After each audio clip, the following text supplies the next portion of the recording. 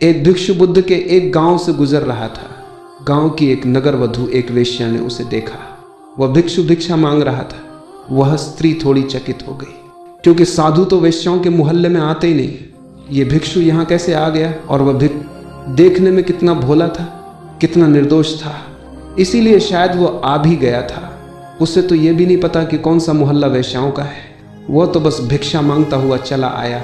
और ये बड़ी बात है, जो लोग वासना से दूर हो जाते हैं वे ये भी नहीं जानते कि वासना कहाँ है।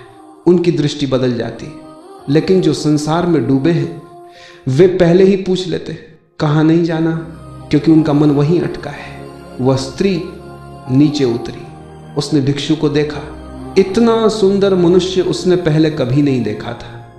और यह सत्य है, सन्यासी से सुंदर कोई नहीं हो सकता, क्योंकि सन्यास का सौंदर्य भीतर से फूटता है। उसमें शांति होती है, उसमें ठहराव होता है, उसमें ज्वर नहीं होता, उसमें आसक्ति नहीं होती। वह व्यक्ति भीतर से झरना बन जाता है। ध्यान की गंध उस पर छा जाती है, विराग की वीणा बजने लगती है। इसीलिए बुद्धों का सौंदर्य कभी मिटता नहीं। सदियां बीत जाती हैं, फिर भी वे आकर्षण बने रहते हैं। और स्त्रियां, वे इस निष्कलुष सौंदर्य को सबसे पहले पहचानती हैं। महावीर के 10,000 भिक्षु थे, 30,000 भिक्षुणियां थीं। बुद्ध के साथ भी यही अनुपात था। जीसस के साथ भी जहां एक पुरुष आया वहां 3 स्त्रियां आईं, क्योंकि स्त्रियां हृदय से देखती हैं। वे जल्दी आंदोलित होती हैं, वे जल्दी भाव विभोर हो जाती हैं। उस वेश्या ने कहा, इस वर्षा तुम्हें 4 महीने मेरे घर रह जाओ, मैं तुम्हारी सेवा करूंगी। भिक्षु ने कहा, मैं अपने गुरु से पूछ लूं, यदि आज्ञा होगी तो आऊंगा। अगले दिन वह बुद्ध के पास पहुंचा। सभा में 10,000 भिक्षु बैठे थे। उसने कहा, भगवान, एक स्त्री ने मुझे अपने घर ठहरने का निमंत्रण दिया है। दूसरा भिक्षु खड़ा हुआ और बोला, वह स्त्री नहीं, वेश्या है। सारी सभा में हलचल मच गई। सबके चेहरे पर उत्तेजना आ गई। भिक्षु ने कहा, मुझे कैसे पता होता कि वह वेश्या है या नहीं, और इससे मुझे प्रयोजन भी क्या? उसने निमंत्रण दिया है, अगर आप अनुमति दें तो मैं वहां 4 महीने वर्षाकाल निवास कर लूं। बुद्ध ने शांति से कहा, जाओ उस वेश्या के घर वर्षाकाल बिताओ। सभा में जैसे आग लग गई।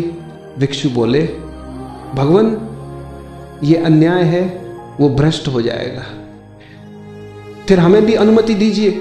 बुद्ध मुस्कुराए, कहा, इसने कोई आशा नहीं मांगी, इसने मुझ पर छोड़ा है और मैं इसे जानता हूं। 4 महीने बाद देखेंगे क्या होता है। अगर वेश्या इसके सन्यास को डुबा दे तो ये सन्यास किसी काम का नहीं, लेकिन अगर ये वेश्या को उबार लाए तो यही सन्यास का मूल्य है। जिस नाव में एक वेश्या भी पार न जा सके, उस नाव को नाव कहना व्यर्थ है। भिक्षु चला गया। 4 महीने बीते, वह लौटा और उसके पीछे वो वेश्या भी चल पड़ी।